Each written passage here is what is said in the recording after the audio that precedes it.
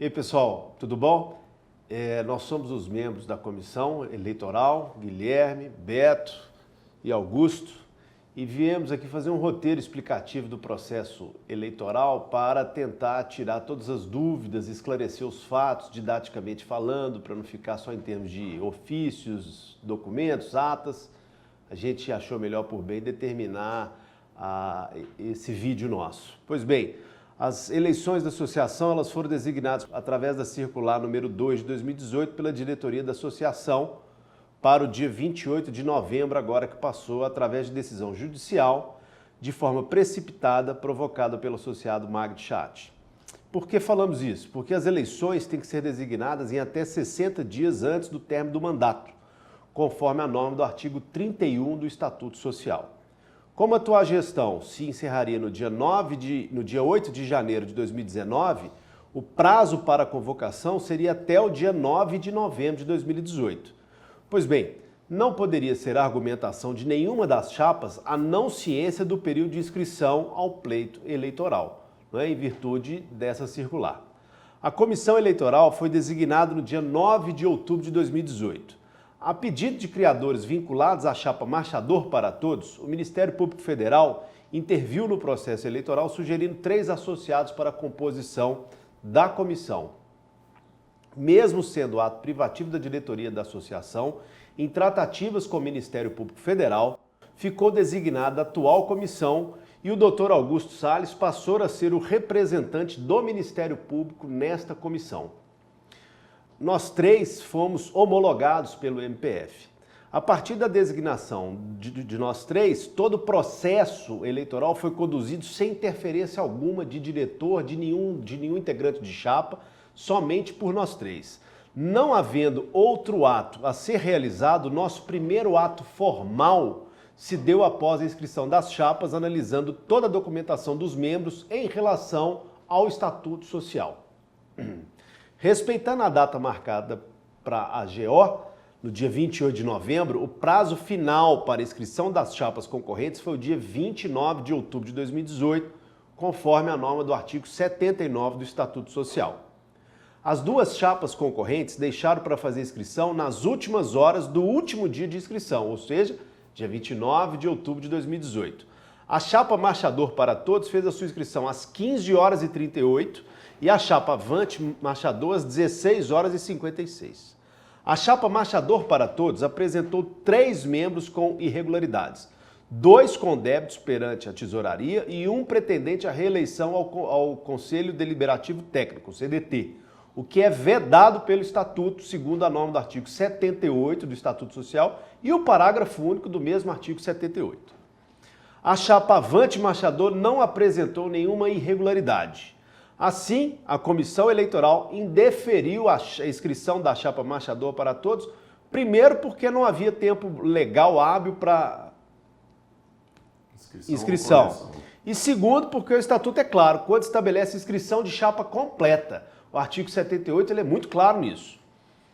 A comissão eleitoral, então, submeteu a nossa decisão ao Ministério Público Federal, que homologou a decisão, declarando obediência estrita ao Estatuto Social e à lei brasileira, com total isenção na condução do pleito eleitoral pelos membros. E resignada com tal decisão, a chapa Marchador para Todos, primeiro, impugnou a comissão que aqui se forma. E pediu também, no mesmo expediente, que os membros irregulares fossem trocados e, se não pudesse trocar, que a chapa fosse inscrita nos mesmos moldes com os membros irregulares, em total afronta com o Estatuto Social. A comissão eleitoral pesquisou se já havia precedentes na história dos outros pleitos eleitorais e se deparou que em 2005, envolvendo o próprio candidato Magno Chat, teve sua candidatura impugnada pela outra chapa à época por erro de inscrição de 3 membros confrontantes ao Estatuto Social. Naquela oportunidade, também foi judicializada. E à época, o processo, a justiça manteve a impugnação da chapa do Magno Chat, considerando o Estatuto Social como lei maior nossa. Para não suscitar decisões subjetivas que poderiam macular todo o pleito, em obediência estrita ao nosso Estatuto Social, esta comissão manteve a decisão anterior, pelas mesmas razões expostas quando do seu indeferimento. Para esclarecimento, vamos relembrar os seguintes prazos. Prazo para votar. Estar quites com a tesouraria da entidade até 120 dias antes da data da eleição. Artigo 85 do Estatuto Social. Condições de elegibilidade para ser eleito. Estar quite junto à tesouraria da entidade no ato da inscrição, que no caso foi o próprio dia 29 de outubro de 2018, conforme artigo 78, último dia de inscrição. Não ser candidato à reeleição ao CDT, parágrafo único do artigo 78, além de outras disposições estatutárias. Nós estamos falando do caso deste pleito. A chapa Marchador para Todos ingressou na Justiça Estadual contra a associação, alegando e pedindo as mesmas coisas do que pediram junto à comissão. Impugnação nossa, da comissão eleitoral, inscrição da chapa conforme inscrição original, com aqueles membros irregulares, ou substituição daqueles membros. Pois bem, o juiz de primeiro grau indeferiu o que eles queriam, alegando necessidade de ouvir a outra parte.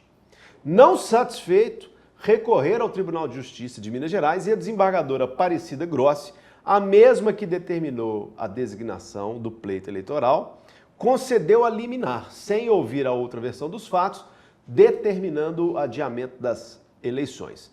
Com todas essas ações temerárias pela chapa e resignada, o Ministério Público Federal interpôs pedido de reconhecimento de competência da questão e o juiz da 21ª Vara Federal reconheceu a competência da Justiça Federal, inclusive para decidir sobre as eleições da entidade. Tomando ciência da decisão da desembargadora, para que nós não pudéssemos incorrer em erro e em crime de desobediência ou em atos de improbidade, nós, membros da comissão eleitoral, por mim, advogado, ingressamos no processo judicial como interessados por fatos omitidos pelo associado Magno Chat na ação promovida, demonstrando todos os fatos narrados anteriormente desconhecidos da desembargadora. Na oportunidade, sustentamos que se ela entendesse que mesmo após os nossos esclarecimentos, se ela mantivesse a ordem, nós cumpriríamos a ordem dela. E assim foi feito. A desembargadora não apreciou o que nós colocamos e determinou o cumprimento da ordem dela às 16h32 do dia 27/11, mesmo se dando por incompetente. Ela mandou cumprir a ordem, mesmo se julgando incompetente, determinando que os autos fossem para a Justiça Federal. Pois bem, assim a comissão, na noite do mesmo dia, nós nos reunimos 8 horas da noite, né? Por volta de 8 horas da noite, nós elaboramos a ata número 5, divulgamos a todos os associados por e-mail e através do site da associação.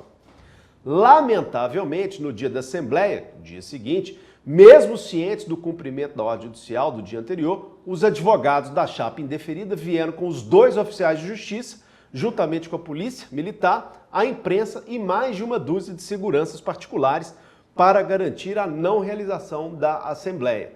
Claro que a gente não estava aqui porque não tinha Assembleia a ser feita. A questão da competência está para ser agora decidida pelo STJ. Após essa decisão, o juiz que se fixar competente vai dar sequência ao processo eleitoral, cumprindo a ordem da desembargadora Aparecida Grossi, que determinou que quem vai prosseguir com o processo será o juiz competente para conhecer de tal feito. Os membros da comissão, nós não nos sujeitaremos às postagens falsas, levianas, que levam nossos nomes. E já pedimos aos órgãos devidos à instauração dos procedimentos investigativos e devidos para a apuração dos crimes cometidos por pessoas que nós estamos percebendo ao longo desse processo. Aguardamos o que o STJ disser e pelo TRF pela lamentável situação causada pela irresignação dos membros representantes legais da chapa Marchador para Todos. Nos colocamos à disposição. Alguma coisa, Augusto? Não. Perfeito. Tá certo? Um abraço.